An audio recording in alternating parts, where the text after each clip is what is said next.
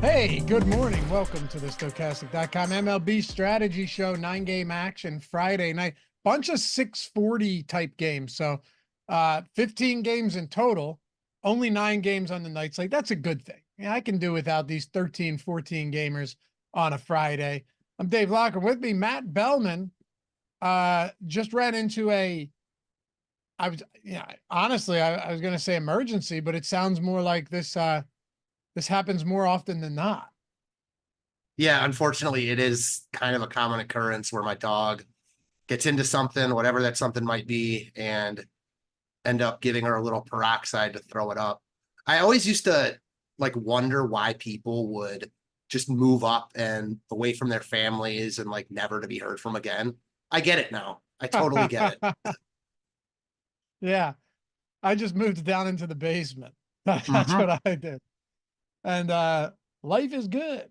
Hey, happy to have you guys with us. If you don't mind, take one single second before we get started here. Atone for your sins on a Friday morning. Heading into the weekend, hit that thumbs up, subscribe to the channel, and leave a comment down below if you're listening or watching after the fact. It's greatly appreciated. It goes a long way. And if you want to listen in podcast form, you can do so. Apple Podcasts, Spotify, all that good stuff. You don't have YouTube Premium, but you want to close your phone. Maybe you're mowing the lawn. You're doing yard work. Who knows? Maybe you're folding a ton of your kids' laundry. I generally don't have to do that, but once in a while, when I do, I just throw the AirPods in, Matt, and I let it rip. Throwing the AirPods in, listen to a podcast, listen to a show, makes everything about life just easier. You know what I mean? Yeah, especially when you're doing chores like that. It just makes the time go. The problem is YouTube, if I start watching certain things, I heavily recommends them in my algo until I stop doing that. So it's not recently, I've always been very fascinated by tornadoes. Okay. You go and look at some of these tornadoes that just happened, like Iowa and such, nothing like you've ever seen before. Go watch them. Look these up. I'm telling you guys, these are freaks of nature type tornadoes. Never seen anything like it. So I'm watching these. I'm like, man, this is pretty cool. Go on YouTube the next day. Like the only thing I'm getting recommended is tornado videos. Or how about this? DUI videos, pretty interesting stuff. Body cam footage, people trying to do the field sobriety test, Matt, and just all over the place, getting belligerent. Good stuff. Don't watch more than 2 of those because that's all they're going to recommend you. Just a word for the wise. That's what's going to happen. My whole YouTube algo is that. I mean, it's that and prison videos, I feel like. And yeah, I like those. Yeah. So like you said, just know that if you start really getting into them, they'll just keep coming up. And it's funny. I know that we talked about this a little bit yesterday. Baby reindeer, it just gets weirder and weirder and weirder. It is the weirdest show I've ever seen. No doubt. I don't think I can do it. I'll be honest. It's so bizarre. I don't think I can do it. Ben told me, he goes, you have to just watch the first 2 episodes. He goes, I stopped watching after the 2nd episode, but you need to watch it just to see how bizarre this show is. So maybe I'll watch the first 2 episodes and go from there. But a lot of baseball to talk about. Let's do it. Good pitching today, which is funny because when you look at the pitching options, like all of the good ones, I won't say all of them, but most of them are in that 8 and 9K range, right? Tanner Houck against Minnesota. He's had a few phenomenal games from a strikeout, just phenomenal in general. Sonny Gray's been lights out this season. He's your high priced guy. He's got the White Sox. Tanner Bybee has the Angels, who are without Mike Trout, clearly no longer have Shohei Ohtani. That offense is completely stagnant right now. Who else? Oh, what about Blanco too against Seattle? Great strikeout matchup. We're just scratching the surface, man. And that doesn't even include Marcus Stroman, who in large part, good pitcher. The walks have really plagued him this year though. And it's limited his ability to get deep into games, which we've seen him do so well over the years. A lot of pitching to talk about today. We had that one really deep pitching slate last week where I stupidly said it was like a 6.5 and then changed to a 9. This might be the deepest pitching slate we've had all year. Not necessarily with the top end arms, but there's really good options across every price point, guys in good matchups. Ownership is pretty spread out, and I get it because there's so many good choices. They really are. Greg and I were doing a show the other day, and Jordan, what did we have? Like 4 people in chat that were mailmen doing their routes that day.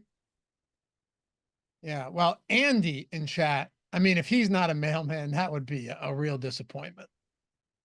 With a last name like that, gotta be.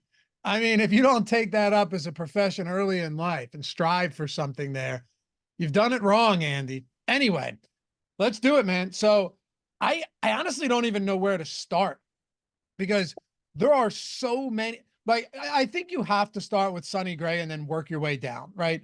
He's going up against the White Sox. On some books, you're looking at like a 2.9, implied total here in St. Louis, perfectly good park, home start, 22% top two pitcher probability on DraftKings. On FanDuel, Sonny Gray at 8%, obviously a one pitcher site, but highest ownership at 18%. He's 11,500 on FanDuel though. So a little bit different from site to site. You're just not going to get away from how good this matchup is. Yeah, I don't think he's like a must play on this slate because of the other options, but I do think he's the clear starting point. He's been phenomenal this season. Only made 4 starts because he got a little bit dinged up during spring training, averaging over 27 fantasy points per game. And some good spots in there, but also some tougher spots. Started out the season with a really nice outing against Philly, even though his workload was really watched. So now that we're finally getting like fully stretched out Sonny Gray, I don't really think it's a question that he's the top arm on the slate. I mentioned how ownership is spread out. He's the guy getting the most love, as I would expect. I mean, he's the most expensive guy, but he's not that expensive. The spot is pristine, obviously, against the White Sox at home. Now, the White Sox have been more frisky recently. Certainly, they looked like a dead man walking for the first couple weeks of the season. Getting Tommy Pham, getting a little bit life in that offense has made them play a little bit better. It's still a really shitty offense, and Sonny Gray is really good. So again, I don't think he's a you have to lock him in type of play here. He's the top option, and if you have enough money for it, I don't even think it's close. Agreed. So he's the top option for sure. I don't really think anyone's going to disagree with that. And the tools certainly don't disagree with that. The thing that stands out to me more than anything is the fact that while he's the top option, you have 4 guys in this 8K. This might be the deepest, unless you're talking about like a 13, 14 game slate, might be the deepest mid-range pitching we've had this season when you factor in talent and matchups, right? Like, yeah, yes, Sonny Gray is great. Tanner Houck has Minnesota. You know that team strikes out at an alarming rate, okay? Can they tune him up? Sure. Minnesota still has some power, but it's objectively a high upside matchup. There's no denying that.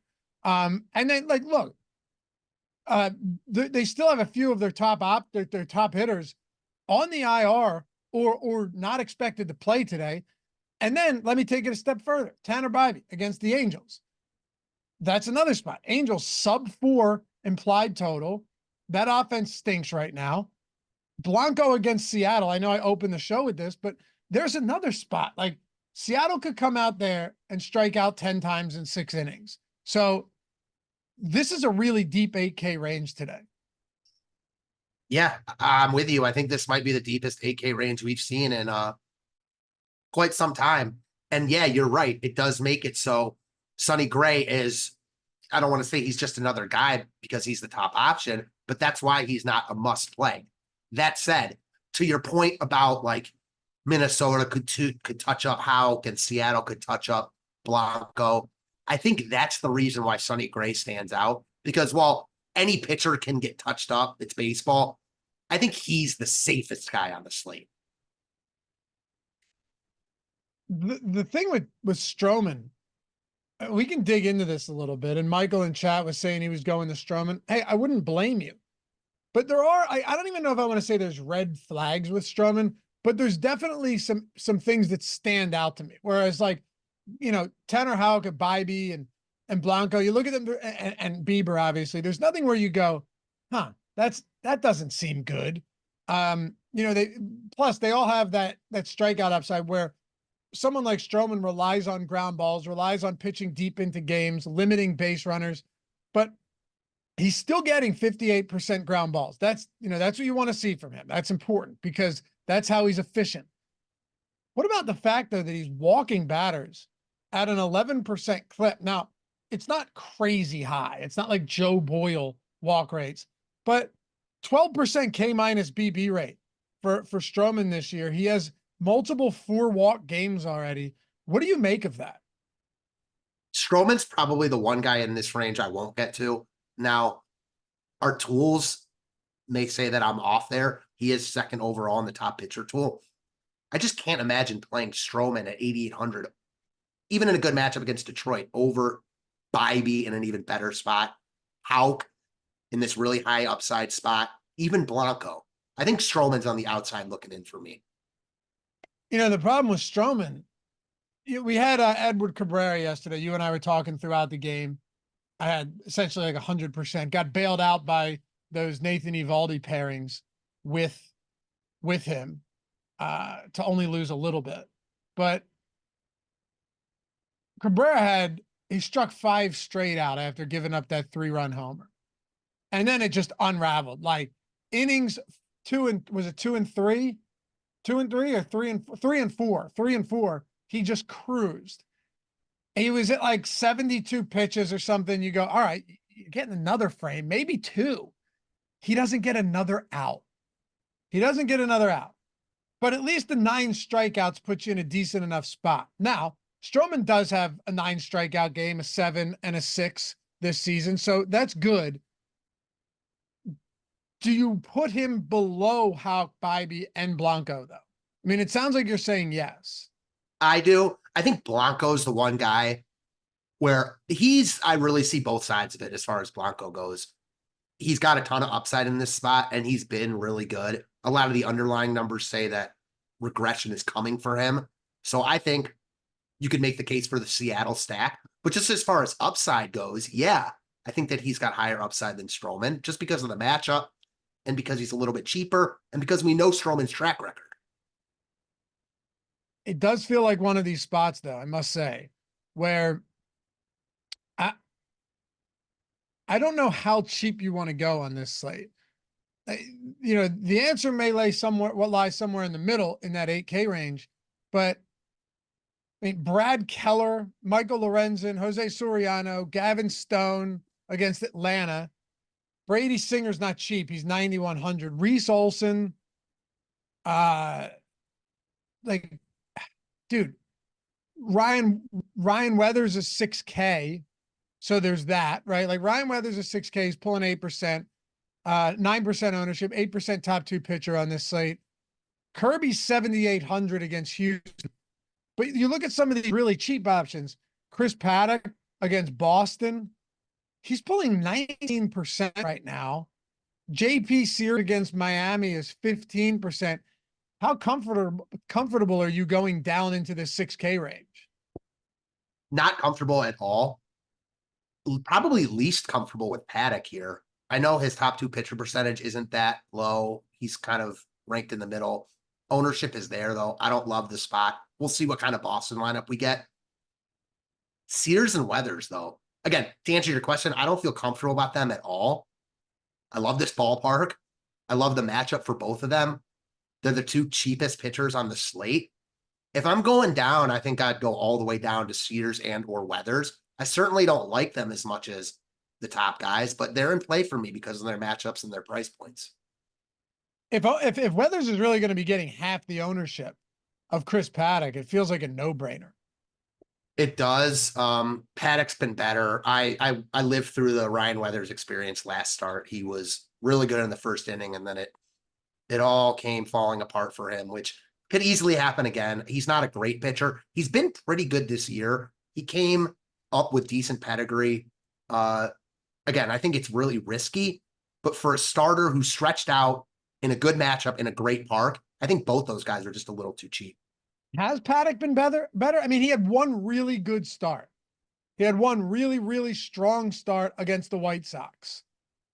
I loved him in that spot for what it's worth. I'm not afraid to go to pitchers like this, and he was more expensive than he is now. He's cheap, but this matchup isn't nearly as appealing. I mean, it's not even remotely as close to appealing. White Sox, and this is Boston. I don't know, man. I don't know why I was under the impression that Paddock had pitched well his last start. He didn't. So he only has that one good start. I know we've talked about Paddock a little bit, and that I remember you saying that maybe he's not as bad going forward. We've seen him pitch well in the past, but I'm with you. Like, why are we picking on Boston here in a much better hitter's park with a similar pitcher as guys who are in Oakland against much worse offenses? I think we see this eye to eye. Yeah. What I said about Paddock was, I didn't say that he was good or not bad. What I said is he's not bad enough to where we should be fading him against teams like the White Sox. Right? Totally fair. He's the type of guy that I have no problem running out there in really good spots. But I mean, generally speaking, the upside from a strikeout perspective is very limited. Like, 3 of 5 games, he has 2 strikeouts. He had 5 against the Dodgers, but it hasn't been there at all. I'm actually going to go back when you kind of said, has he? Weathers has been just as good as Paddock this year, if not slightly better. So, yeah. Just as bad, I guess you could say. Yeah, just as bad, maybe. Whatever your verbiage is. I feel similarly about Sears, too. Like, I don't think these guys are good, but I don't think they're gas cans, and they're facing Oakland and Miami. Like, I don't really get the Paddock ownership at all. What are okay, so Oakland has a 4.1 total. And what's the total? 4.3 for Boston. Should pull up some weather here too. See what we're looking at. Any bad weather spots today?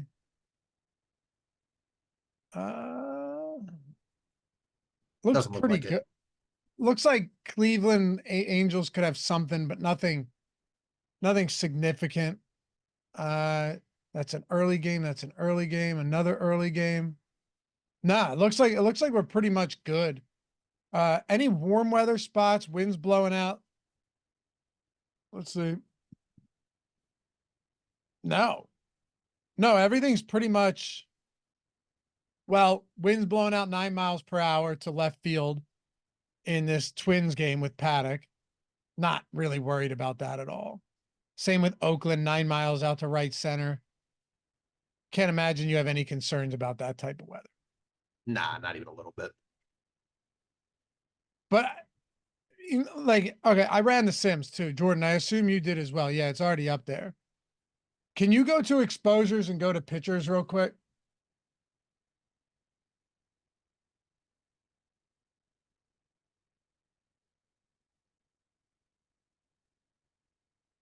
We are getting Paddock right now. That's scary. Yeah, I mean, he's high in the top pitcher tool, so I'm not completely surprised by that. I think some of this could change throughout the day as well. We'll see. Stroman, Gray, Bibee, All right, so one thing we're seeing, like yesterday where Cabrera was just getting, you were just going to get a ton of him and then like scatter shots everywhere else of guys. This is pretty spread out at the top of pitching. 37% Stroman, 35 Paddock. I see, like, personally, I'd probably see if I could get a little bit more Weathers, at least even that out a little bit. I don't think I need to be 20% above the field on Paddock. I don't think it'll end that way. 35% Gray, Matt, Tanner Bibee, 32%, 16% Tanner Houck. So, I mean, really all of those 8K guys, except for, no, are we missing an 8K guy there? Oh, Blanco. Scroll down. Are we getting any Blanco, Jordan? Only 10% and 9% Weathers. All right. Go to stacks. I mean, that's a lot of Sonny Gray, but also a lot of 8K and cheaper pitchers. So I assume we're getting some expensive stuff. San Diego, Kansas City, Texas. Oh, there you go. St. Louis, Matt. St. Louis, Cleveland, and San Diego. The three highest exposed 5-man stacks on this slate. Yeah, it doesn't really look like there's any one stack that's like supreme over the others. There's no team in cores. There's a bunch of not great pitchers on this slate, but there aren't many like just true gas cans. I could see one of those teams being the top team on the slate. I personally like Atlanta more than all of them, but they're much harder to get to. You know, the other day you and I were doing this, I think it was Tuesday maybe. And we had talked about Cole Reagans and how like sometimes it makes sense just to play a guy that's really talented, even if he's not in a great spot.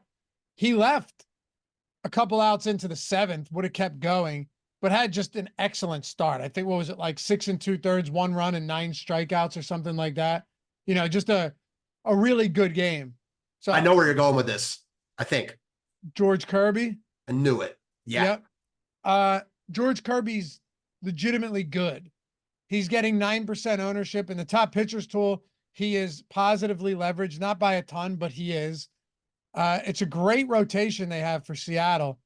This guy is just fantastic. I mean, he went out 7 2-hit scoreless 12K innings last start against Arizona, and that's not exactly the easiest matchup. Now, I'm not saying Houston is either, despite how shitty they've started the season, but he's just really good. I mean, the start before that was in Coors Field. He went 5 scoreless with 7 Ks. Didn't even get the win. Cincinnati, 5 2 runs, 6 strikeouts. Kirby had a rough start in his second and third starts to begin the season, but he's one of the best pitchers in baseball, and he's only getting better because he's flashing more upside and he's getting more swing and miss stuff than he has before. Yeah, hate the matchup, but love Kirby as a pitcher. His average price tag this year is $9,200. So yeah, wow. You're clearly getting a big discount on him, and I get it. I don't love the matchup. Clearly, it's Houston. Houston's been pretty hit or miss this year. I think that he's definitely viable in tournaments. Like, I don't want to say I love him just because of the spot, but price tag's too cheap. Wouldn't have a problem at all playing him. I mean, his swinging strike rate's up to 12%. He's sitting on a 28% strikeout rate. His walk rate, this is why you have to love a guy like George Kirby if he can start getting strikeouts. Like legit Cy Young pitcher right here. 3% walk rate and 0.5 home runs per 9. I mean, he's phenomenal. So it really is a matter of like, do you think this is at 7,800 is worth it in this matchup? I think you can make an argument there's something here. And I know Houston doesn't strike out a lot. That is the problem. They strike out at a league low clip against righties. That's always going to be the issue, even when they're not hitting. But 7,800, pretty crazy number. And for what it's worth, Toronto, I think, was striking out at the lowest clip against lefties when they went up against Reagans. Yeah, same exact price as Reagans that day. Now, I know Reagans has reverse split, so, take that for whatever it's worth. But a lot of righties in this Houston lineup for Kirby. So I just think when you look at talent v price on this slate, he's definitely the guy that stands out the most there. Agreed. Maybe the only question then is, because he's so closely priced to Blanco, he might be the best pitcher on the slate. Like literally might be the best pitcher on the slate. Who, Kirby? Yeah.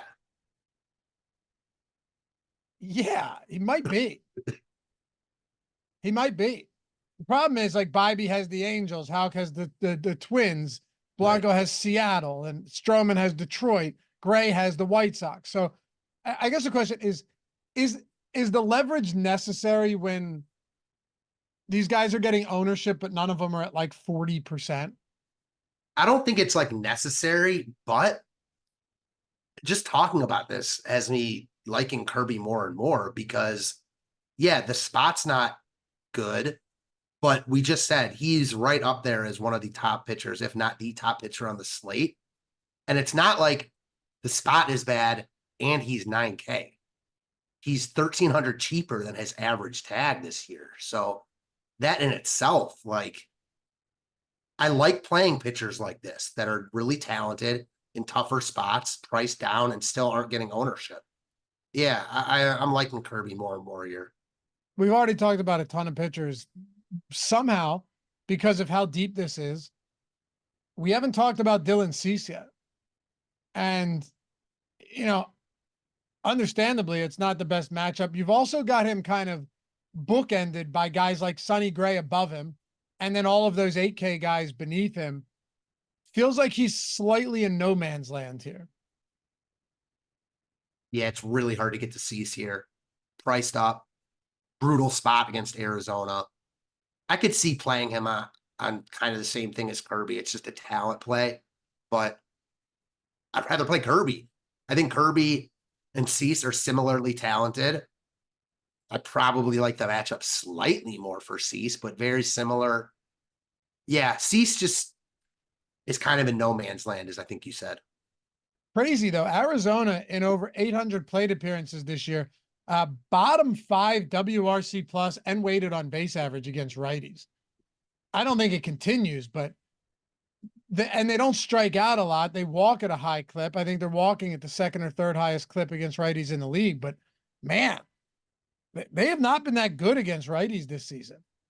Yeah, that's really surprising to hear. I think a big part of that is the lack of emergence of Corbin Carroll this year. I think he's dealing with some shoulder problems, moved down in the lineup. I think that, yeah, when you think about this offense, you know that they've got upside. They've got multiple games this year with like 15 plus runs, but I guess when you really take a deeper dive into it, they're not as consistent or as good, quite frankly, as they were last year. I'm not terribly surprised by that either.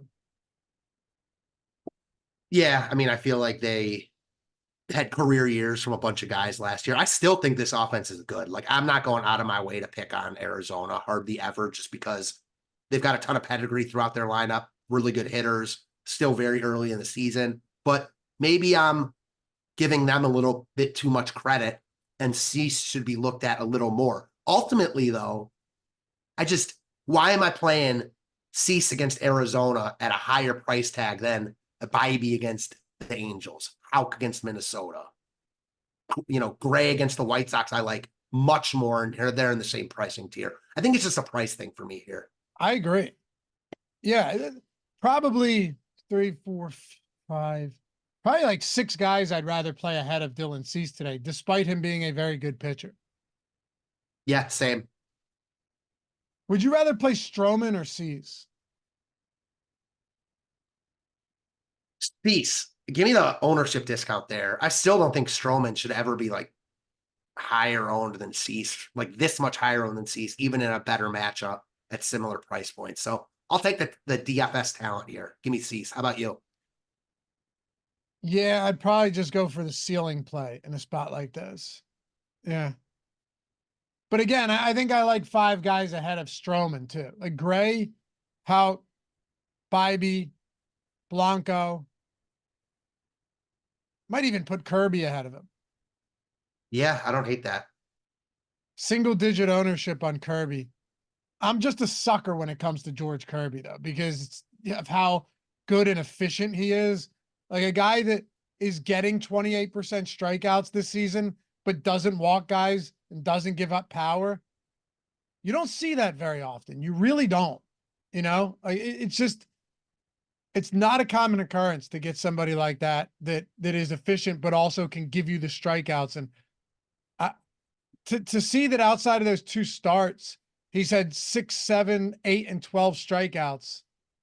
God, the matchup sucks, but 7,800 is a crazy price point. Like there is no reason that George Kirby should be 7,800 in any matchup.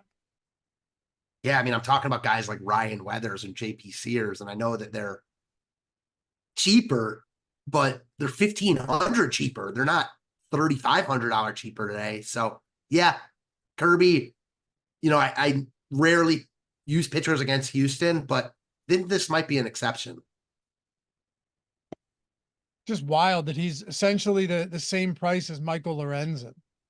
Yeah, that just should never be. Right? Geez. Anyway, Any other pitcher spot? I think we've hit on a lot here. Any other spots you want to get to that we haven't talked about? I think we drilled into a lot of this. Like you can't you can't pay 9,100 for Brady Singer today. You just can't do it. No, Against and Texas. yeah, and it's like it's baseball. It's the old thing where the old adage or whatever, everyone's in play because anything can happen. But as far as realistic options go, I almost think we're doing the viewers a disservice by keep talking about guys that we have no interest in playing, Pretty much. Yeah. I was just curious, is there anybody else that is even remotely viable? While you look, Jordan, go to the Sims pitcher exposure again. Actually, do me a favor, go to the lineup generator. We can do both here. I just want to see if there's any guys that we're even getting trace amounts of, Matt, that might be like, 10% of this guy. Oh, okay, he's fine because it's a positively leveraged spot, higher top pitcher probability than ownership, all of that. But my guess is the answer is going to be no. Yeah, I mean, everyone else is getting scattered ownership, like just because they're on the slate, people multi-entering. But Charlie Morton, similarly discounted as George Kirby, but much tougher spot, and he's not as good as Kirby. So I just think that in every range where there's one of these guys we haven't talked about, there's at least one better option, Yeah, that's the problem. So yeah, look at the lineup generator, guys. Gray, Stroman, very similar to what we're getting in the Sims right now. But like I've said many times, lineup generator significantly cheaper if you ever want to jump in. I know a lot of you guys use the Sims. Jake, if you're in here, he hit 17K after just grabbing it earlier in the week. DFS Golden was his name. He hit 14K 2 days after with the MLB Sim. So we're in business and the tools 100% work. Links in the description in the chat for everything. By the way, if you're getting the Sims weekly, like Sims Max weekly or monthly, or even Sims data, you're not just getting the Sims, but you're getting the top pitchers, top hitters tool, top stacks tool, ownership, player projections, lineup generators included in that, premium Discord, all of our tools, including the lineup simulator, or the contest simulator, the post contest simulator, the late swap feature, which actually comes in handy even for baseball. All of that stuff is included across the board, every tool we have. So links down there. Like I said, if you ever have questions, my DMs are open. Greg always has his open. He's done the tutorials. He's great with this stuff. We can always help you out if you're curious, or just jump in Discord if you sign up. But yeah, with the lineup generator, you're getting in at a better price than any other tool in the industry. You're going to build better lineups than you've been building by hand. And you can swap players out, lock players, see how, how chalky a lineup is, how contrarian, what the optimal projection is. And here you can see it. Upload everything straight to CSV and see your exposure. So that's down there too if you wanted to just do that. But we're not getting any shocking exposure. I mean, Paddock is the one spot I think, Matt, where I go, man, he might be a little higher than I would love. If you scroll down, Jordan, are we getting any other pitchers, like any lower owned pitchers popping up? Because you can go a little faster. JP Sears at 15%. All right, that's fine against the Marlins. 13% Dylan Cease. That's fine. Right around the field. Only 10% Tanner Houck. There's 10% Kirby. I think, Matt, the one spot right now, and again, things can change. It's so early in the day, that surprises me a little is that we're just not getting a lot of Tanner Houck today. And it might just be an ownership thing. Yeah, I think that's got to be what it is, because he's right now projected to be the second highest owned pitcher on the slate. Similar top pitcher percentages as guys like Blanco, Cease, Paddock, Bybee. So I understand why the Sims are pushing out those other guys a little bit more. That said, on paper, I think you could make a real case that Houck is the strongest one of those guys. Yeah. Michael Thomas just missed the Hall of Fame. Shoot us the screenshot anyway, Michael, if you're rocking the avatar. You guys already know. Rock the stochastic avatar. Stochastic.com/avatar. Finish top 3 in a field of 5,000 or more. Any buy-in. Could be the nickel, quarter, doesn't matter.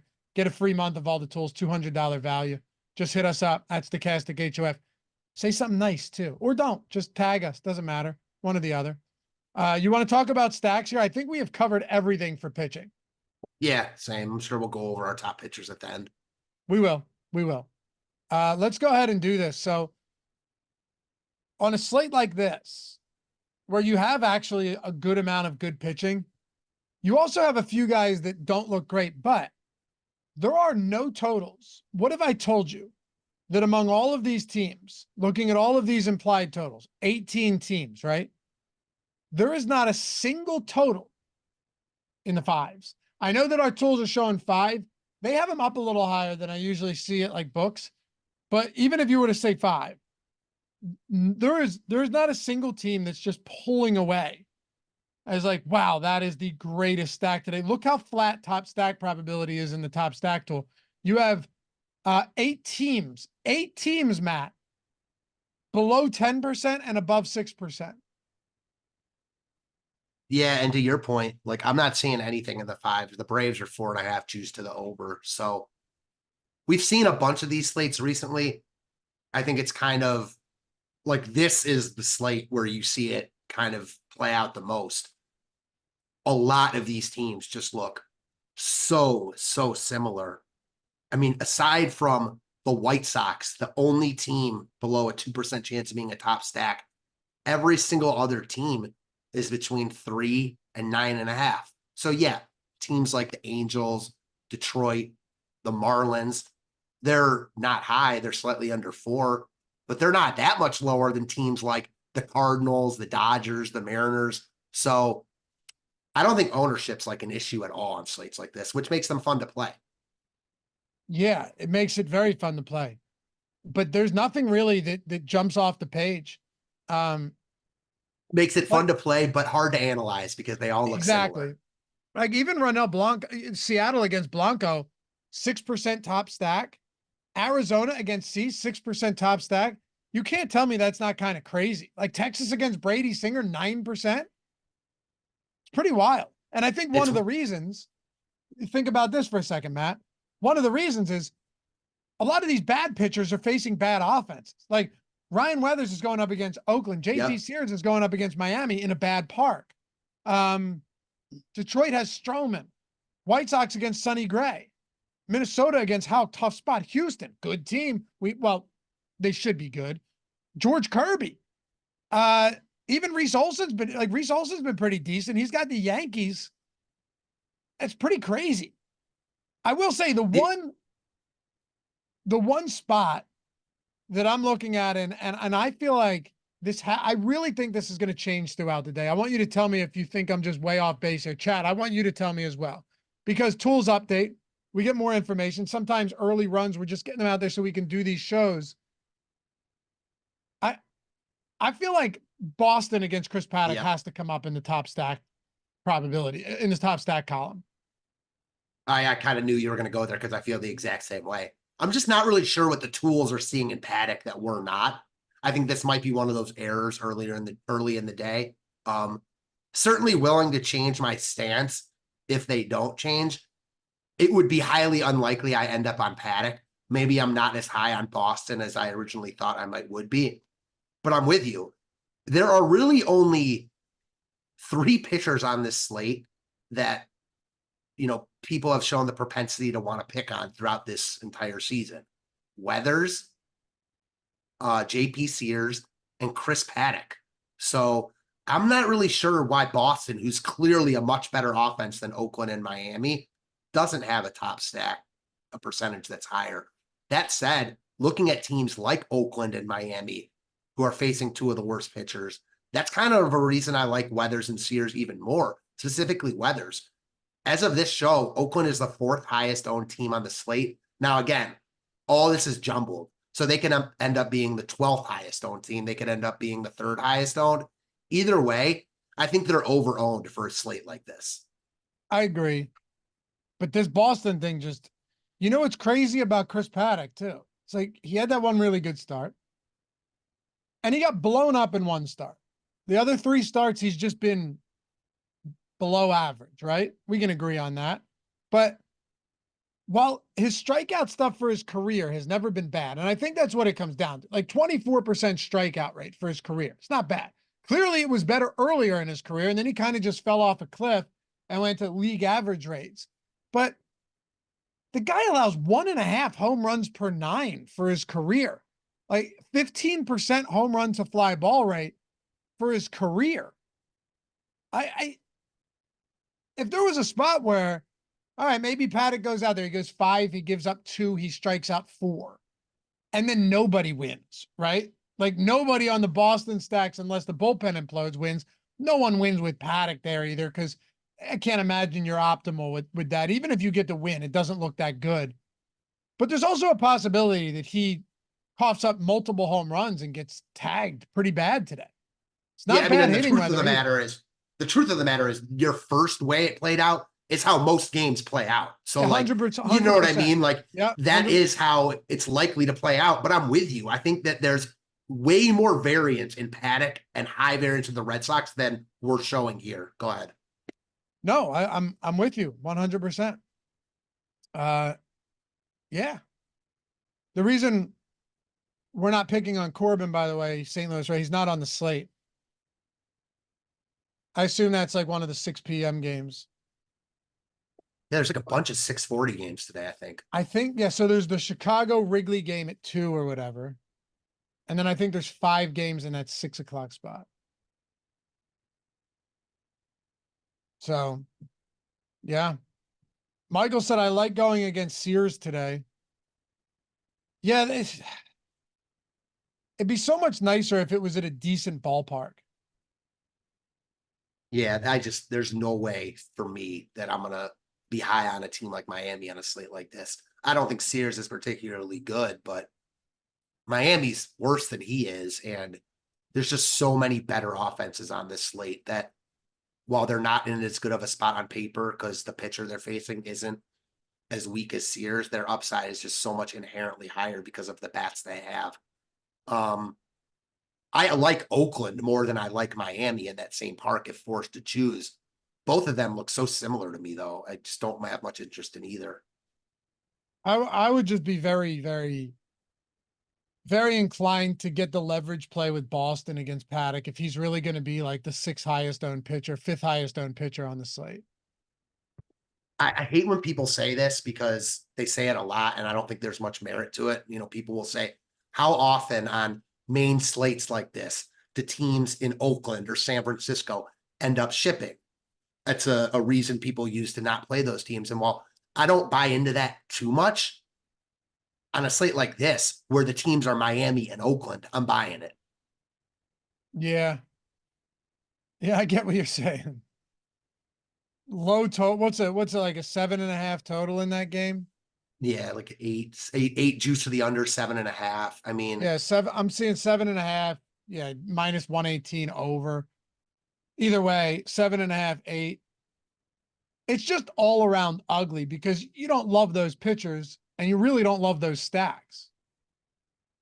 Yeah, you're really just playing against one of those pitchers being dog shit, and it could easily happen. I mean, these guys aren't great, but you need home runs to win slates like this. This isn't a 15-game slate, but it's still a big enough slate where you're going to need home runs, and neither of these teams really hit home runs.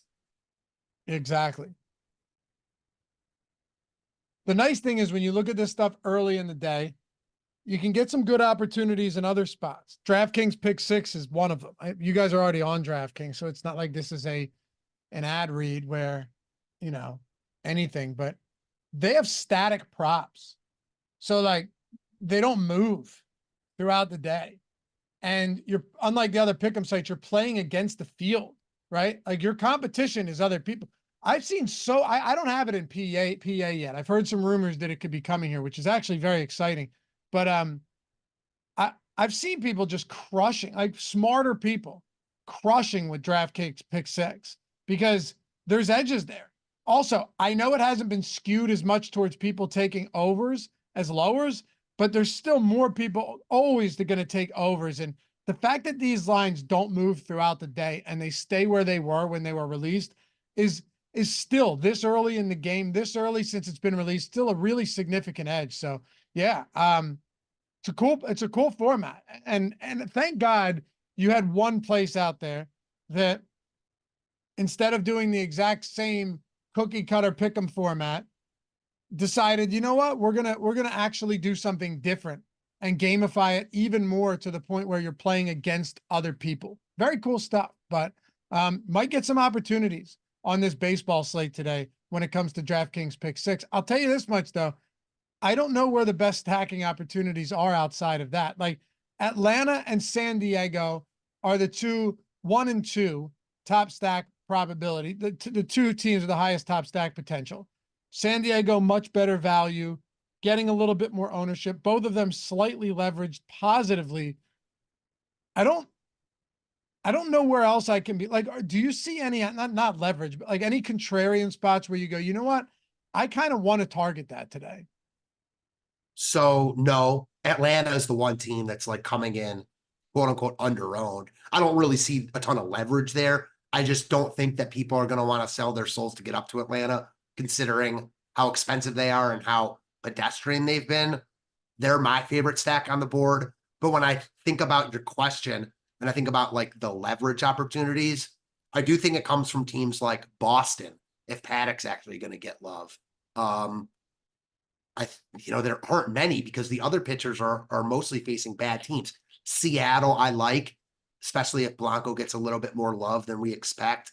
Certainly there's leverage in Minnesota, the Angels, Detroit, and the White Sox. Not really interested in any of those teams. I think certainly Minnesota would be the one you could make a case for. I just don't think their offense is particularly good, certainly without Buxton. And I'm very high on Houck. So as far as true leverage spots go, the only two for me that I could see prioritizing because of the leverage is Boston and Seattle. Two stacks I kind of like anyways. Yeah, I get it. I'm looking at the stack score from DraftKings to FanDuel. And on DraftKings, the stack score up top, so the top stacks tool, has San Diego, Seattle, St. Louis, Oakland even, for the obvious reasons, and Texas. Boston's down there in the middle. On FanDuel, and Jordan, you can flip over to FanDuel, the highest stack score is St. Louis against Brad Keller today. Then San Diego, Texas, Seattle. So everything's pretty similar there. What do you think about that? Where St. Louis, it's an aging lineup in large part when you're looking at, a lot of guys who were their best hitters. The one thing that just drives me up a wall when it comes to a guy like Brad Keller is he's never going to get strikeouts. His walk rate this season, how many games has he started? None. He was at AAA.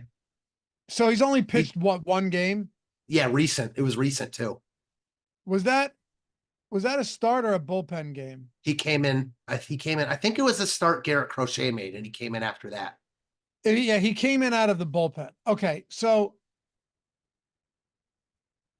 the more I look at it, this actually does make a lot of sense. Brad Keller doesn't give up home runs, first of all. Like, the guy, phenomenal at limiting power. But how many pitches do we really expect him to throw before you start digging into that White Sox bullpen?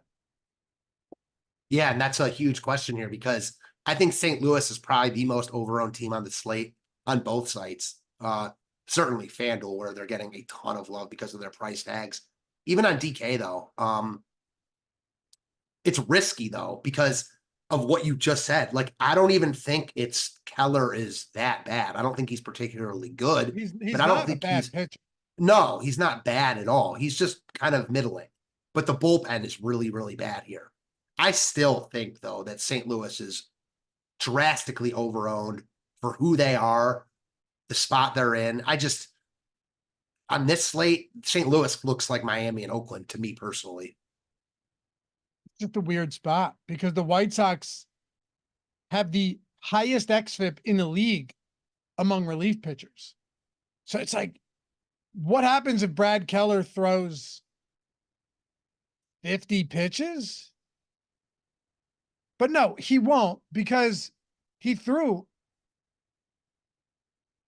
Was he starting at AAA? That's the other thing. That's what I wanted to see if they were trying to tune him up, because like the reason this isn't pointless. There's a point to this. If in AAA he was actually going out there and making starts and building it up, then I would be very uninterested in St. Louis at that ownership today. If this is something where he still has to get built up, can you pull that up? Yeah, I'm trying to right now.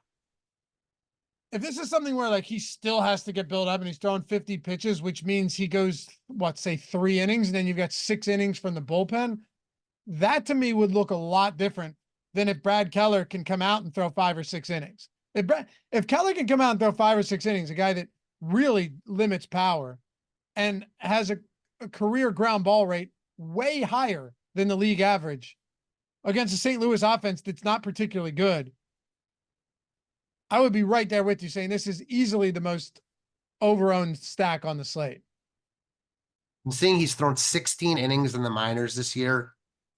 Has not been good, and I'm just trying to find the breakdown, but I can't right now, so I'm working on it.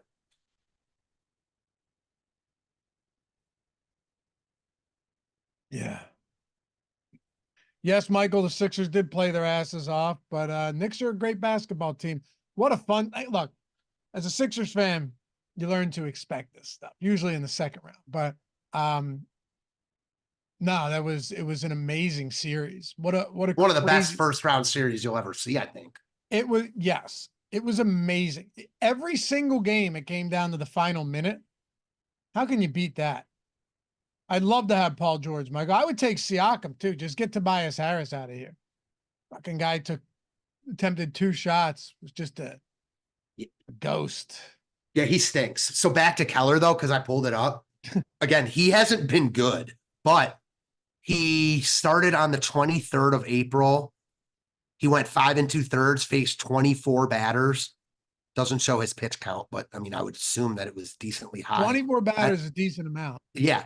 And then in the start before that, a week before that, he faced 23 batters, went 5 1/3. Again, wasn't good, but you got to kind of take that with a grain of salt when these guys are making, rehab appearances or whatever it might have been. Again, he's not great, but I do think that he's probably stretched out here to be an actual starter. I agree. Yep. I would say the same. He went 1 2/3 scoreless, no hits, 2 walks, a strikeout against Minnesota out of the bullpen. I think we're on the same page. It just makes St. Louis look worse. I'm telling you, man, if I told you we don't think Keller throws more than 45, 50 pitches and you get most of this game from the bullpen, wouldn't you look at this a lot differently? Definitely, because no matter how good or bad Keller is, their bullpen is significantly worse. And I know that, again, I said this before we started talking about stacks. Ownership doesn't really matter on slates like this. I still don't want to go to a relatively high-owned Cardinals team in a spot the field thinks is much better than it actually is. That makes sense. Especially when no other teams are actually high-owned. Right. Like, why? Like, St. Louis stinks. I know it doesn't matter for tonight, but they do. Favorite pitchers? Favorite pitcher's got to be Sonny Gray, Tanner Houck. And I'll say Kirby, man. I just think that price really stands out. I love it. That'll be your contrarian play. Mm-hmm. Mine too. Yeah, Gray. Man, Bybee is so negatively leveraged. That's surprising to me. Gray, Houck. Go ahead. I'm shocked that Stroman has a higher top 2 pitcher percentage than Bybee, but that's just me. I like Bybee. I like Houck. I like Gray. I like Blanco here, honestly. We didn't talk a lot about him, but that's a high upside spot against Seattle. Insert pitcher against Seattle. I think that's all that needs to be said. Pretty much. Kirby. If we had to go with a cheap guy, I think Weathers would probably be my cheapest option, especially given that Paddock ownership right now. Yeah, so I don't like Cedars or Weathers, but they're wildly in play for me because I don't think they're bad and they're so cheap. Agreed. As far as stacks go, I like Boston today. I like Boston. I like them. I like them more than St. Louis.